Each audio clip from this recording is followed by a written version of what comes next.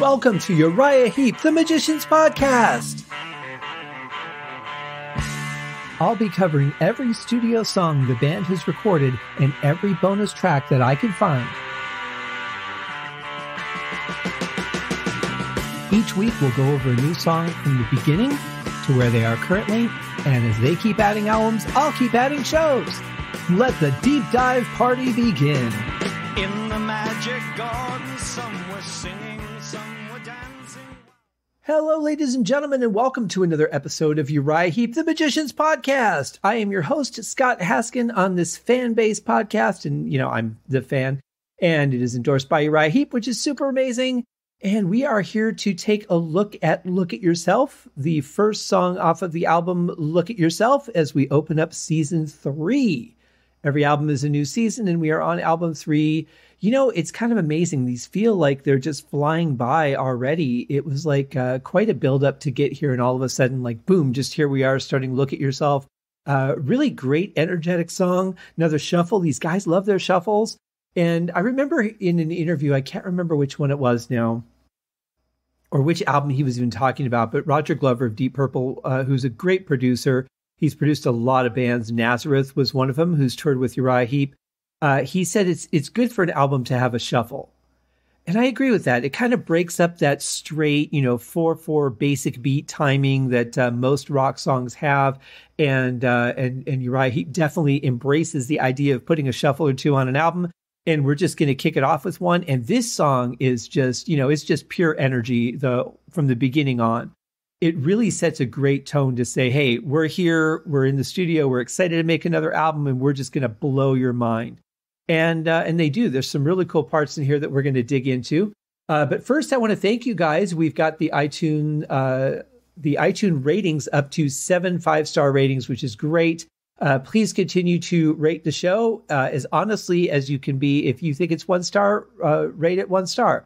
But hopefully you guys are really enjoying it. And so far, all the people that have written to me or have commented or left ratings on the couple of avenues where I see them have been really generous. So thank you guys so much. It means a lot to me that you're enjoying the show, because if you're not, why am I doing it, right?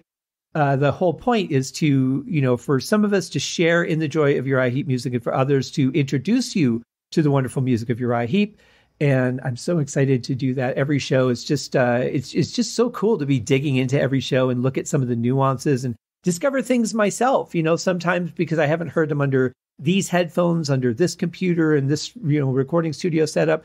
I hear some things that I didn't hear before. Also, I'm listening to deluxe editions. So some of those songs were, remixed and remastered. So they bring out different nuances that I haven't heard before. Like that little stick click that we heard the other day. I hadn't heard that previously. And that could have just been the headphones that I was using. Even to the first song, I think it was in Gypsy, I'd heard a couple things I wasn't used to. So lots of cool stuff. So let's just jump right into the song. And here is Look at Yourself.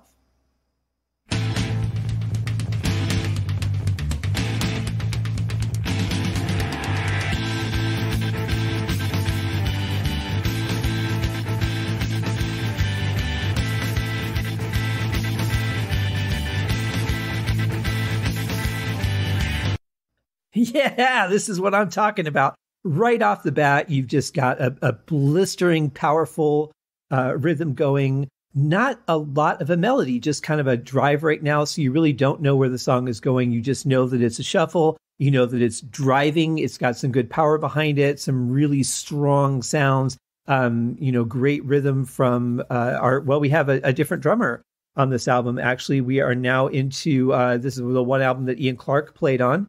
And we've got the link to his project that he's doing in the show notes, and we'll get more into that later.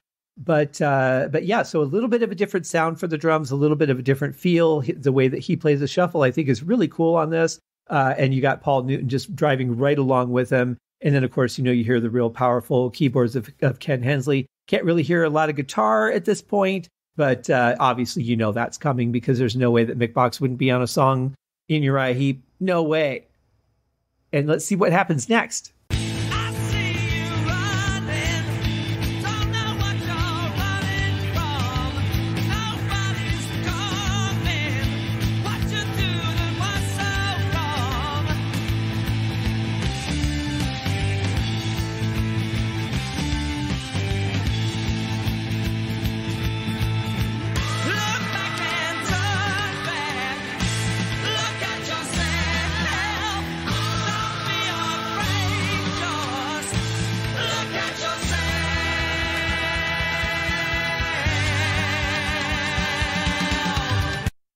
there's everything that you know about Uriah Heep right there. You've got the powerful vocal, you've got the great rhythm section, you've got some really strong vocals. Still not hearing a lot of guitar in this particular mix. Very keyboard dominated. I can hear the lower register of the keyboard in my left ear and the higher in my right ear, but it's a really strong, powerful sound. It sounds like he's running it through a bit of distortion as well. But yeah, this is just everything Uriah Heep right here, and I love it. Yeah, I'm not sure I'm sold on the sound of the drums, though. They really sound kind of just dry, and like all you're hearing is just the thump of the stick on the head of the drum, and not really a lot of body to the drum in that middle section there. I love the idea of it. I love what he's playing, getting away from the hi-hat beat feel to it and just playing something on the toms to kind of just walk you through that part, change it up a little bit is really cool. Not sure I'm sold on the sound of it, though. I don't think that's a remaster issue, though, because if I remember right, that's how they sounded on the album. Oh, I didn't talk about the album cover. So there was only one album cover that I'm aware of for this one. It might have been done two different ways, though. So it's basically like an outline of a mirror, and then then the square for where the mirror would be. Probably one of their least interesting album covers, you know, considering the stuff that they go on to do from here with Demons and Wizards and Magician's Birthday and all that. But the version that I had, if I remember right, on LP, we had in the 70s this sort of it wasn't aluminum foil. It was like a reflective-ish looking thing that didn't actually reflect anything, but it was sort of silvery looking, and that's what they used to kind of simulate something reflective. I don't know what the material was. I have not seen that in decades. Could not tell you what that was all about, but that's what I remember being on that section of the album cover. You had the eyes, and then you had that little sort of faux reflective thing where inside the frame of the mirror, simulating a mirror. And yeah, I think there's so much they could have done with the concept as far as the artwork goes. And, you know, I don't know who was involved in making what decision. I like the concept of it, but just the overall part of it, I'm not really sure I liked it. But that's just me. But still, you know, nowadays I'm just so used to it that when I see it, I'm like, oh yeah, look at yourself. And it just, you know, it just triggers that memory for what it is. But musically, we're off to a great start here, you know, past the first verse and chorus, and the sound is just, it's rich and it's full and it's heavy and it's got such a great drive to it. So let's see what happens now.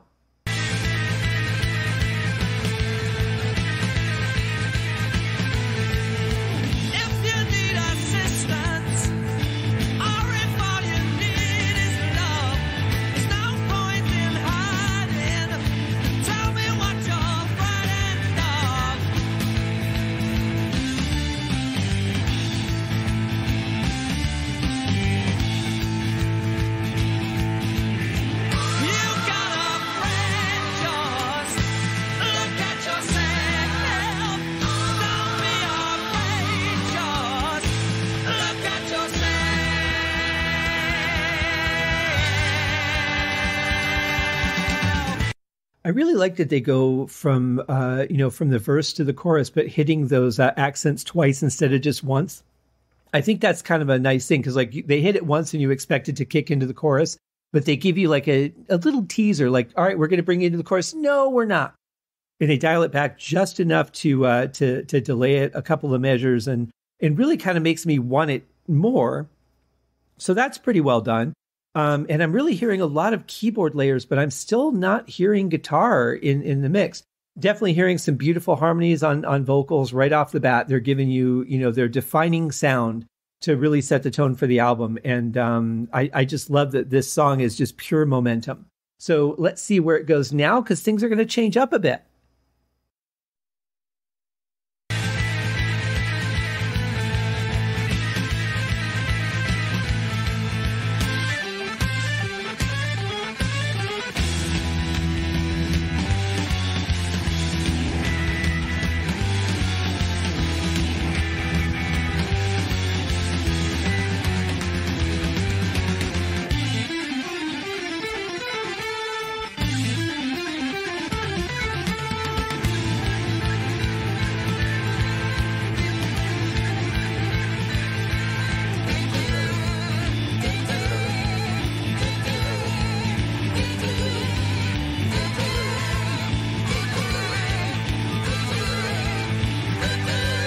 this is one of those parts where vocally, as a former sort of vocalist myself, I probably would have never come up with an idea like that.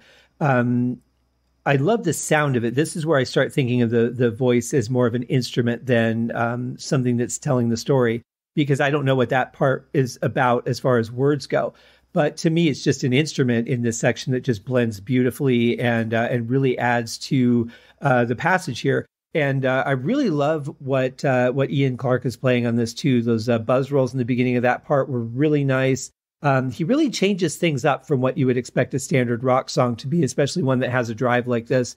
Really adds in some interesting things. So I can see why they brought him into the band.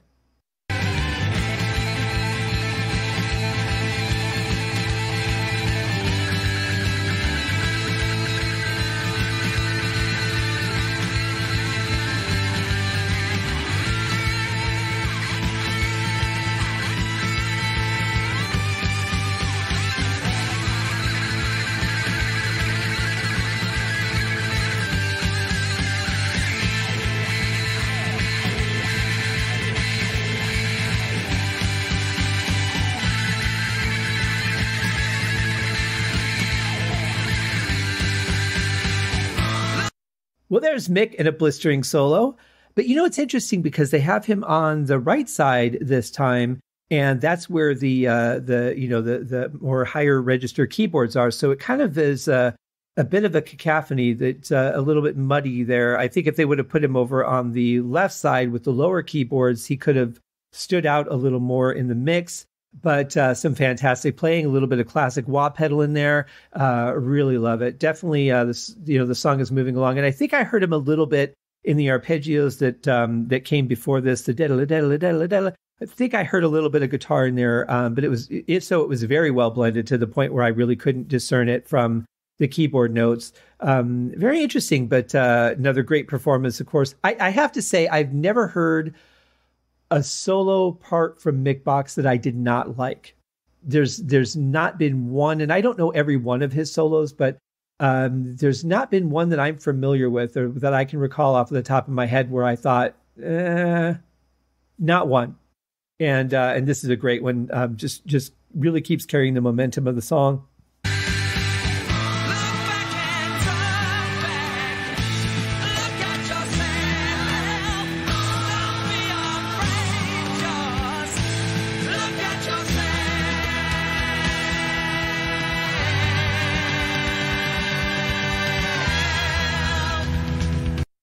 Before we get into this next section, can we just take a second and appreciate the beauty of those vocals? I mean, the level of harmonies, the high notes in there are just absolutely amazing.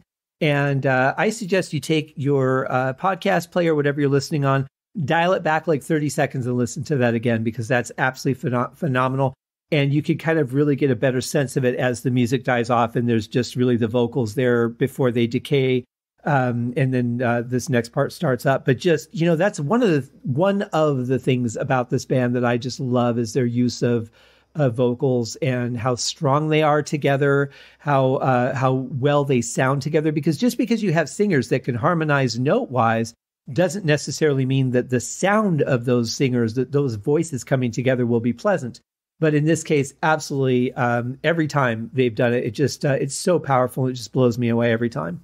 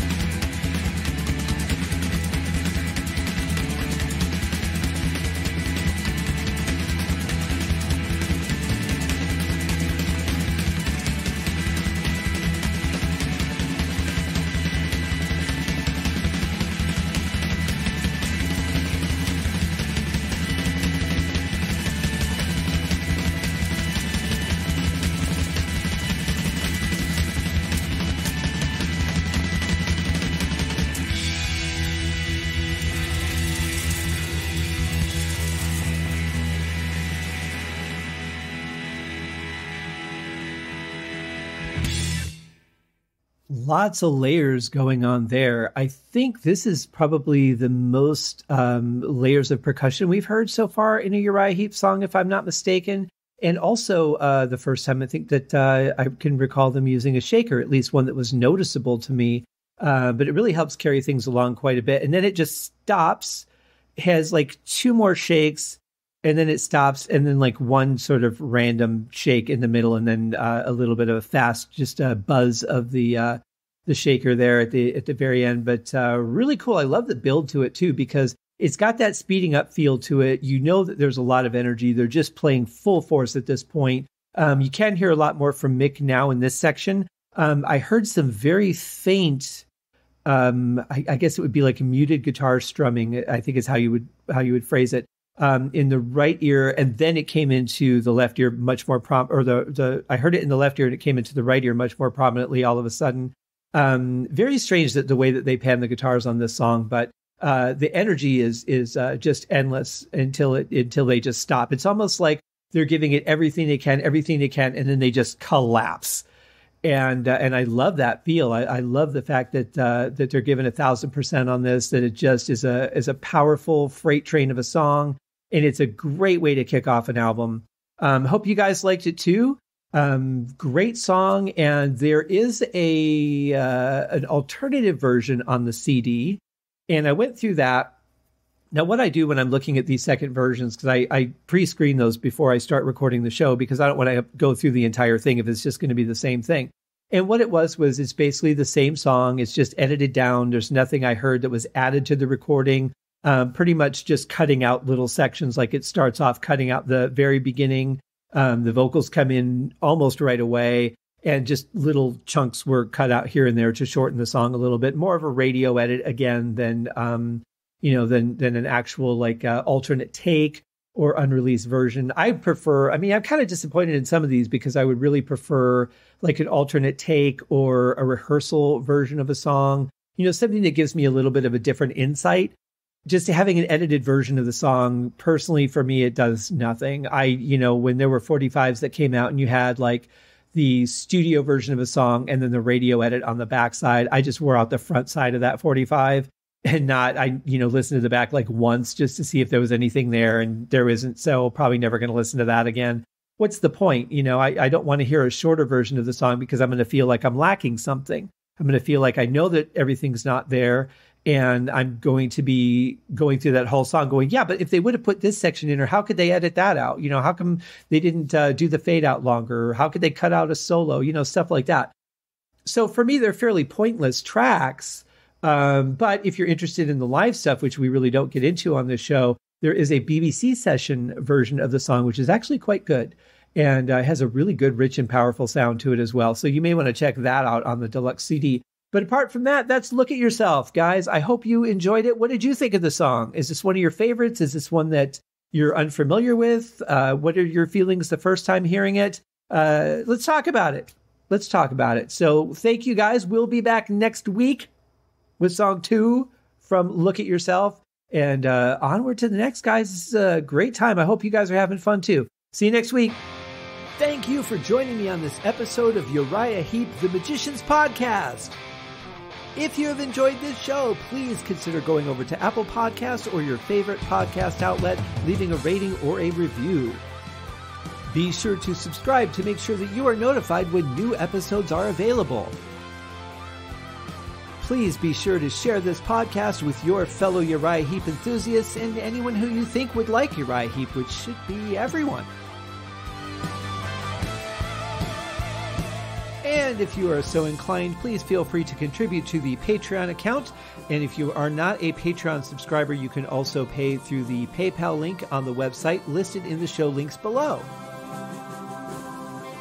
I would also like to thank Uriah Heep for their very generous support of the show. And thank you guys for listening. We'll see you in the next episode.